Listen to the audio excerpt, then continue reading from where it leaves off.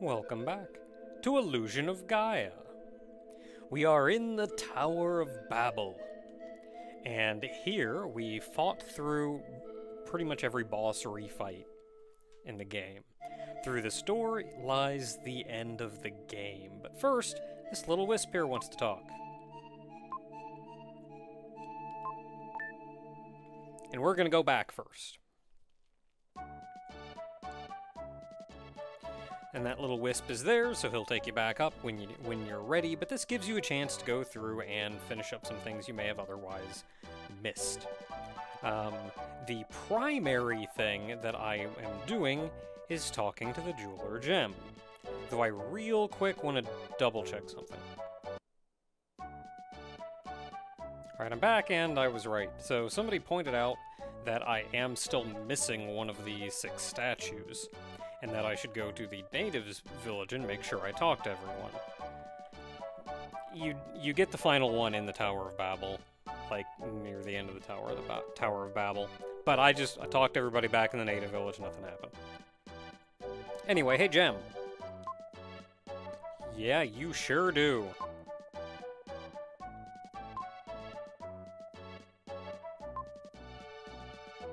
Oh, spooky.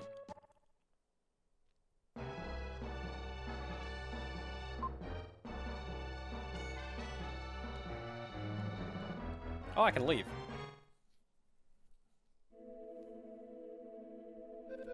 Wait, and it takes me back here?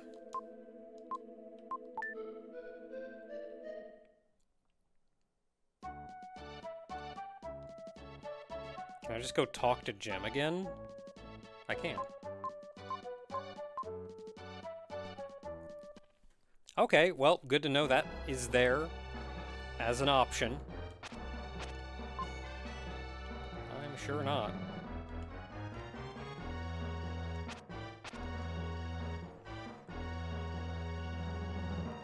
We didn't actually get a location.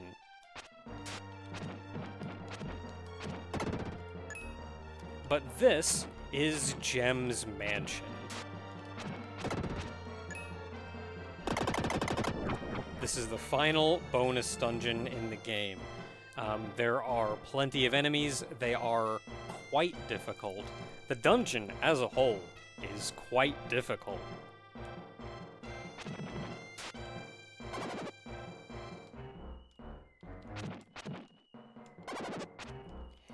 And I'm going to try and to take as little damage as possible because there's very little in the way of option to heal in here.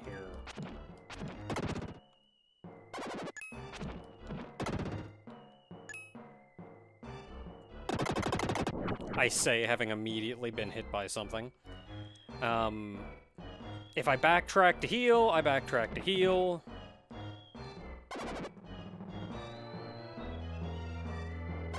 No, I don't like either of you there. Can you come this way?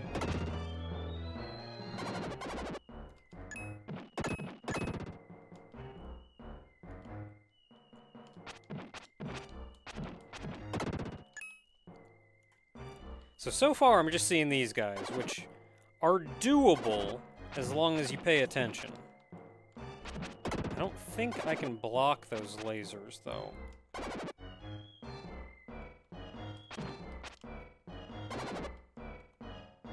Like, being able to just flute those lasers seems a bit excessive.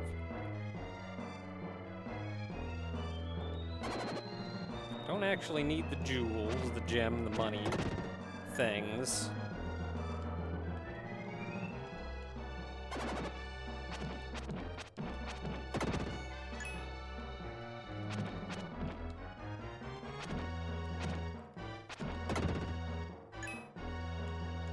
You guys are gonna be trouble.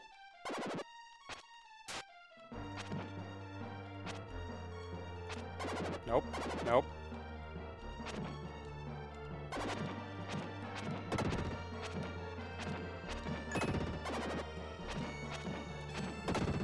Okay, we did it. Yeah, so, why are we here? What's going on? We don't know! We woke up and we were here, surrounded by a lot of things that want to kill us. But this is your prize for collecting all of the gems. A bonus dungeon of sorts. I'm curious what happens if I go right back at the start. Like, what's this way? Another statue of Face Man. Okay, couple statues. Okay, so we had to go left. That was where we actually entered. So we're moving the only way we can. There is a pretty lengthy amount of time between when you can heal.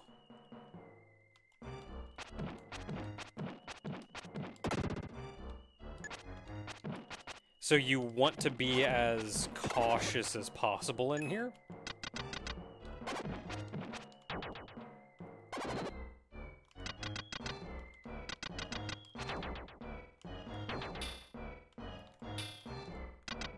Back up.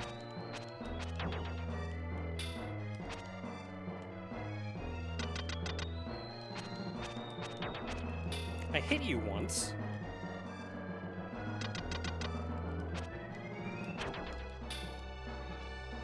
Okay, well, if you're gonna be trouble...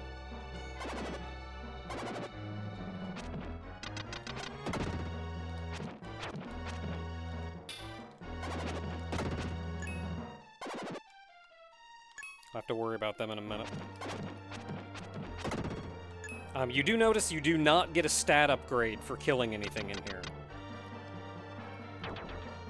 So that's not something you have to worry about.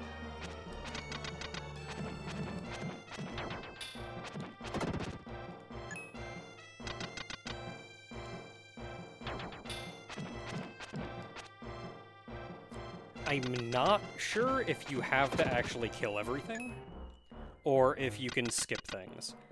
It has been a very long time since I've played through this dungeon.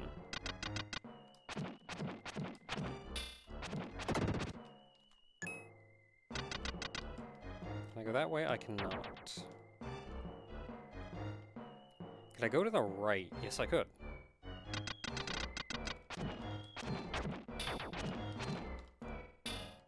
And all you get out of it is the ability to kill this guy.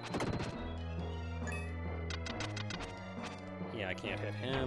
We're gonna have to get back to him from the top.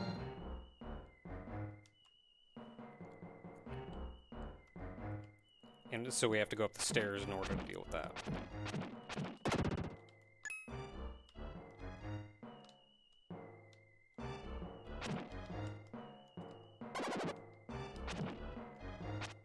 Nope, don't like it.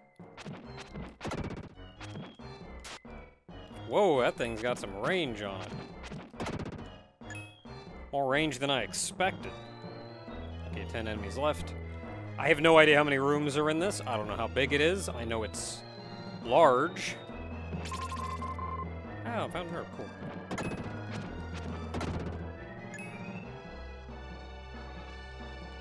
I'll make up for some of the herbs that I used getting here. Wait, so what am I missing then? Because I can't go up there where I need to go. So there were 12, was it, herbs in the whole game?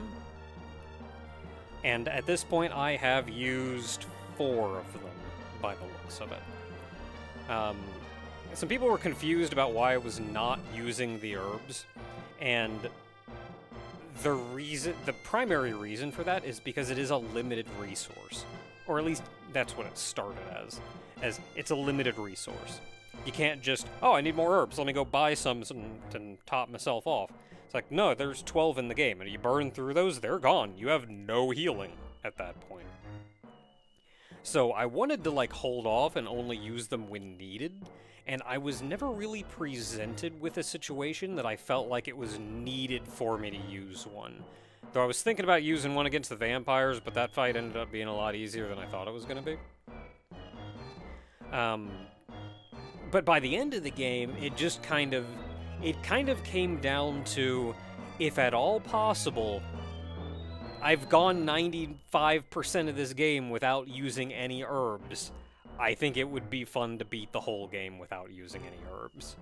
But then in the middle of the boss rush, they didn't let me heal, so I said, you know what, don't even care anymore, had to use one already. So I'm still trying to reserve them I don't want to, like, I'm gonna try not to get hit and try not to use one if I know I can go heal in another way. Because I don't know what this dungeon, I don't know what the final boss have in store for me. And I'm not hurting for inventory space now, so I don't need to.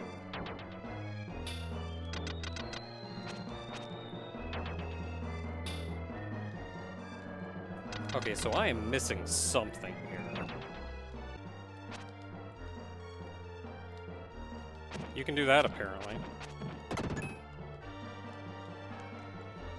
The graphic is different from the other side, so that's something, but I don't know. I feel like they could have done a better job of that. You can only slide, too, when it's clearly high enough. Dang it. Don't. I want you gone so I can deal with these guys. And that was a lot of damage I had no right to take.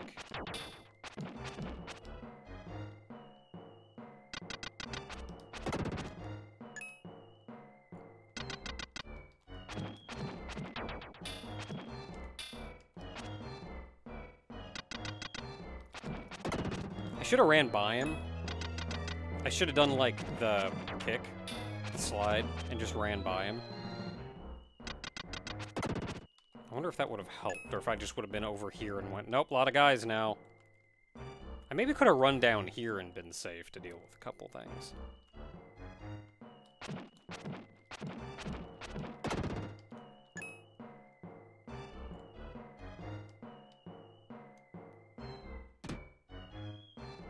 Oh wow, we're just right in here, okay. There's only one room in this whole dungeon. I was expecting, like, a dungeon. Is it? Nope, one room.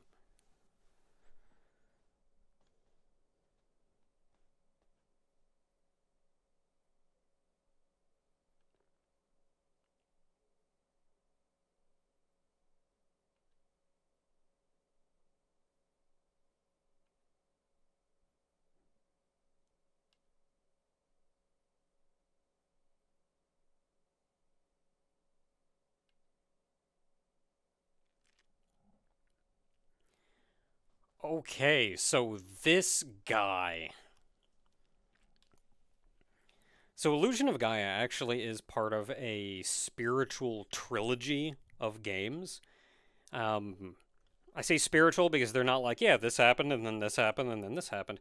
But they all do kind of have allusions, vague allusions to each other.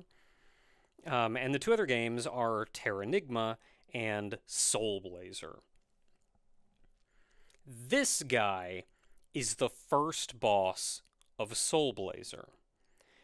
So the story in Soul Blazer is fairly simple. There's like a big demon guy or whatever, and there's 6 littler demon guys that you gotta beat before you can beat the big guy. And God was like, hey you're an angel, go kill the demon guys. So this was the first boss. Not a lot of plot in Soul Blazer. Honestly, this guy had more dialogue in this game than he had in Soul Blazer. But still, neat. Also, in this game, he's called, like, what was it, Strong Arm or Long Arm? Something Arm. In Soul Blazer, he was called, I think it was Metal Mantis. And this is legit the exact same boss fight. Same boss fight. He's got the same moves. He's gonna, like, hit you with his claw. He can shoot fireballs at you. All kinds of stuff. The fight is not unbelievably difficult once you learn the idiosyncrasies of how to do it. Like, you can block his fireballs. No, I'm gonna go over here, actually.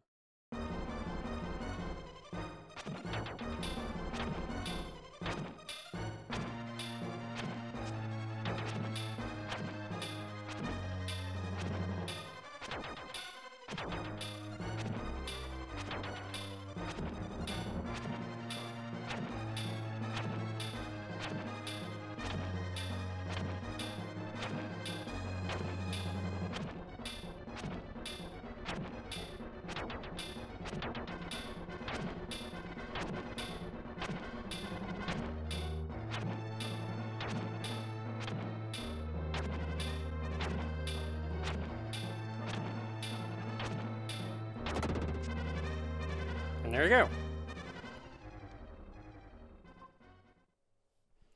There's a lot of complicated strategies to dealing with him.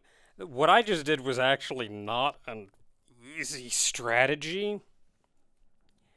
It took an amount of practice to figure out how to do it. But there are other strategies where, like, you hit him and then you kind of run to the left. And when you run to the left, one of the fireballs will follow you to the left. And you can take the conveyor up top and then, like, smack him once or twice and then book. Because he has a swipe that he can do with his arms. So you have a very limited time that you can, like, hit him that way. And then you kind of, like, keep baiting him left and right as you do it. I feel like that way is probably more consistent. The way I just did it was faster, but notably more precise. So you have to be... So in order to do what I did, you have to be on one of the down conveyors. The one right in front of him at the start was an up conveyor. I think it's randomized which one is which. But that up conveyor doesn't work. I'd just get conveyored into him and die. You have to be on one of the down conveyors, and the fireballs that he shoots out curve towards you after a distance. So I have to actually be up the conveyor just a hair to not get hit by the curving conveyors. So I have time to, like, walk up and smack him once, and then as I let off the smack, I walk up just a hair again, and I almost just tap the block button, which is enough to block the fireball that he shoots out. Probably going to be the one in the middle that he shoots out. And if I just tap it, then I block it, and then I walk up the conveyor again, which dodges me from the fireballs going left and right again. Precise. But doing that is probably the fastest way to kill him. I've seen speedruns do something similar to this, but, like, they can hit him twice between blocks and line him up a lot better. Like, I don't know, man, speedruns.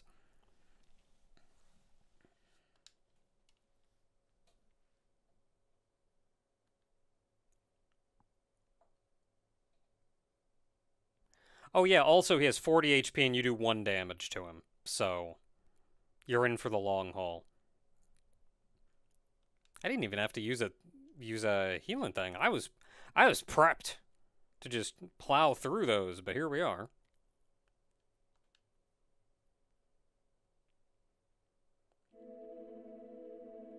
And we return. So what was our prize for beating him? Bragging rights, mostly. The experience. Though I also think... I'm not actually sure. I read somewhere that you got kind of a stealth strength upgrade for beating him, but I don't remember what our strength was last time. Anyway, until next time, everyone, when we climb to the top of the Tower of Babel.